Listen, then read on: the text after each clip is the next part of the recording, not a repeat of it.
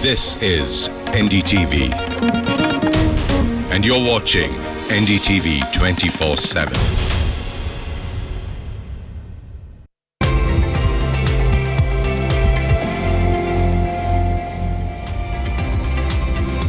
Hello and welcome to our show Health and Wellness, Myths versus Facts. We're focusing on hormones. Well, endocrine glands produce and secrete hormones that are responsible for many important body functions, and they play a vital role in whether or not you develop diabetes, thyroid diseases, growth disorders, even sexual dysfunctions.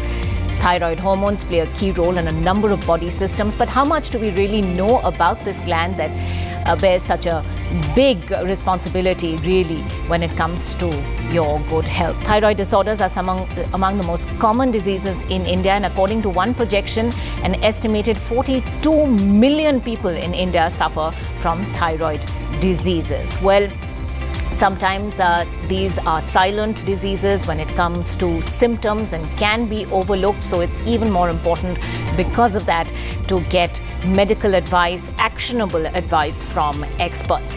Joining us on the program today, Dr. S. Vijaya Bhaskar Reddy. He's a consultant endocrinologist with Vijaya Diabetes, Thyroid and Endocrine Clinic in Puducherry. He's also the president, Puducherry Diabetes Research Forum, and an executive member of the Endocrine Society of Tamil Nadu and Puducherry. We're also joined by Dr. Uday, Phadke, Director, Endocrinology and Diabetes of the Sahyadri Hospitals in Pune, and Dr. Nisha Bhavani, Professor of Endocrinology at the Amrita Institute of Medical Sciences in Cochin, Kerala. Let me begin with Dr. Vijaya Bhaskar Reddy. Dr. Reddy, what are the effects of thyroid disorders on body weight and the body's metabolism? Yes, madam. I thank organizers for having invited me for this session. So thyroid, the work of the gland, thyroid gland, which is placed in the center of the neck, the work of the gland is to produce thyroid hormones. So thyroid hormones are chemicals released from the thyroid gland which act on various parts of the body. They control what is called as metabolism. So metabolism is actually the process through which food is converted into energy to be utilized by various cells. So various organs of the body, including the brain, the muscles, the heart, all of them require thyroid hormones for metabolism and for energy production. So the thyroid hormones are important for metabolism of various organs, and they are essential for activity of various organs of the body by producing energy from the food and giving the energy to the cells for their activity. So thyroid hormones are essential for the activity of the brain and the functioning of the heart and the muscles. So when the body metabolism goes down, the body weight goes up. So thyroid hormones, when they are deficient, they cause reduction in the metabolism, they cause reduction in the heat production, and thereby they cause weight gain. So people with low thyroid hormone or hypothyroidism experience weight gain. And same thing, when the thyroid hormones go up, this is called hyperfunctioning of the gland, called hyperthyroidism. The body metabolism goes up, and this leads on to weight loss. Because the metabolism is high, the heat production is high. So people with the thyroid problems, if they have low thyroid hormones, they have low metabolism and they have weight gain. And people with high thyroid hormones, they have increased metabolism and they cause weight loss. However, borderline thyroid abnormalities are also attributed to weight gain, and most often weight gain is because of increased food intake and reduced physical activity or sedentary lifestyle. So borderline thyroid problems are attributed to cause of weight gain. So it is not sufficient to take thyroid hormone tablets alone, but they need to work on diet and exercise also for weight loss. Right. Dr. Phadke, if I can bring you in, there's of course hypothyroidism and hyperthyroidism. So, explain the difference to us, and also when it comes to the diet, consumption of iodized salt, etc. What are the things patients need to follow? So hypothyroidism is basically an underfunctioning of the gland, whereas hyperthyroidism is where the gland is overfunctioning. Now, contrary to popular belief, where a lot is talked about in media about the importance of soya or the cabbage or broccoli in diet, actually speaking, these dietary constituents do not make a very significant impact on thyroid levels unless they are consumed in huge quantities, which nobody of us does.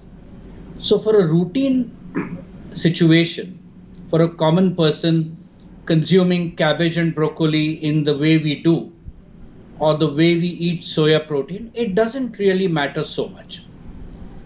About iodine, it's a little different. Now we know that both iodine deficiency as well as iodine excess can worsen or cause thyroid disorders. And one of the most preventable causes of mental retardation was believed to be congenital hypothyroidism, or hypothyroidism occurring in infants or newborn babies. And to prevent that, to prevent iodine deficiency, the government of India started the iodinization of salt program, because of which we have been able to prevent a lot of mental retardation. So a lot of the iodine that is required for our body to produce the thyroid hormone actually is available to us from several foods, including the water that we drink and also the salt that we use. Now, what do we use? Do we use iodized salt or not? So by and large, if we take normal quantities of salt, that means roughly about 3 teaspoons a day, we will get adequate amount of iodine, which is enough for the functioning of a thyroid gland. For those people who do not want to take iodized salt, they can also receive this iodine through other dietary sources like grains, like eggs, like curd, that means dahi.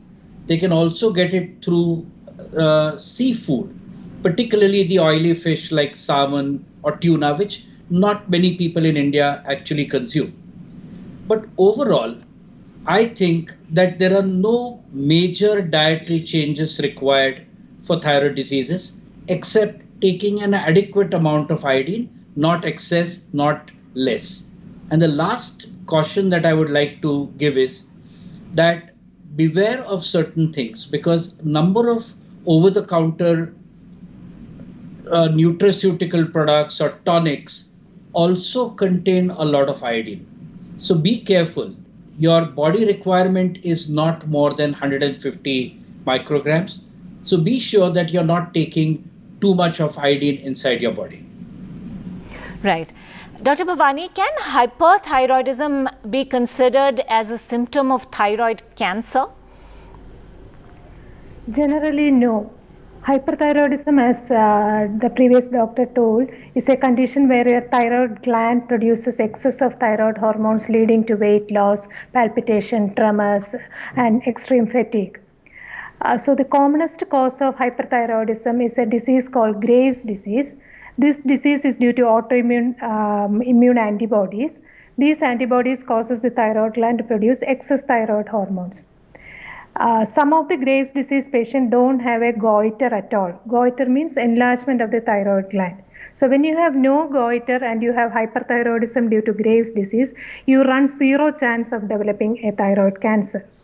But some Graves' disease patients can have a goiter, and these also, they don't have a chance of developing thyroid cancer. But some goiters in Graves' disease can have small nodules in them. These nodules need to be evaluated to see whether there is a chance of thyroid cancer, and if it is there, you need to take it out by surgery. Right. Now, the second commonest cause of hyperthyroidism is called toxic multinodular goiter. That means there will be a nodules in the thyroid, and they will be secreting excess of thyroid hormones. These nodules also in general are benign, and they usually occur in elderly, but some of these nodules can rarely be associated with thyroid cancer. So whenever there is a nodule in your thyroid gland associated with hyperthyroidism, you have to rule out the presence of a thyroid cancer, but generally it is not a symptom of thyroid cancer. Dr. Phadke, explain to us then, what are the types of thyroid cancer? Just how common are they?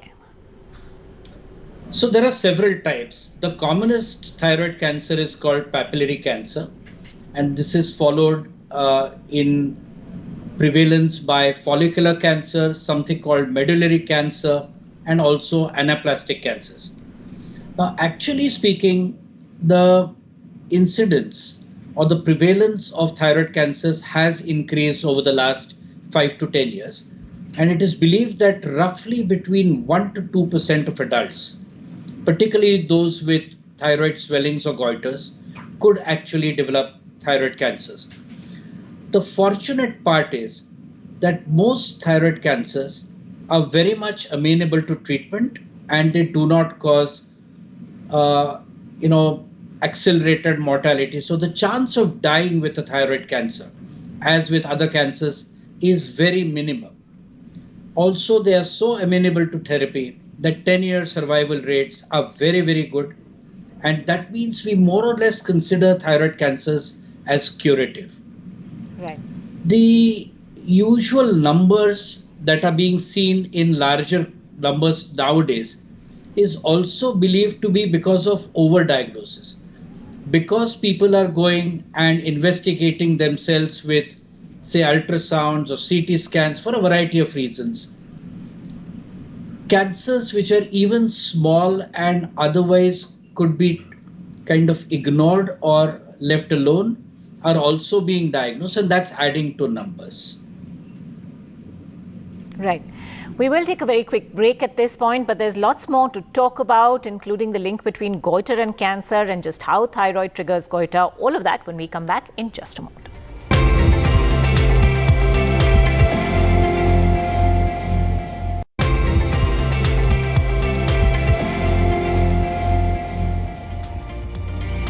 Welcome back to Health and Wellness Myths versus Facts. We're focusing on the thyroid hormone and its various impacts on the body.